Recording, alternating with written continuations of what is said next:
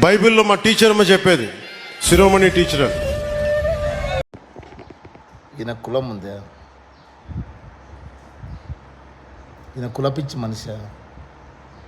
ఈయన కుల గజ్జి మనిషా?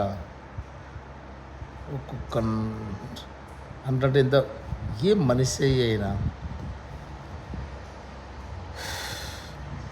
ఈయన కాప, ఈయన కమ్మన, ఈయన బలిజ కాదు స్వామి. ఈయన కారణ జన్ముడయ్యా. మీకు అర్థం కాదు. ఈ మనిషిని మీరు ఏమని అన్నారంటే ఆ పాపం మీరు పక్క మూట కట్టుకుంటారయ్యా. తెలుసుకోండి అయ్యా స్వామి.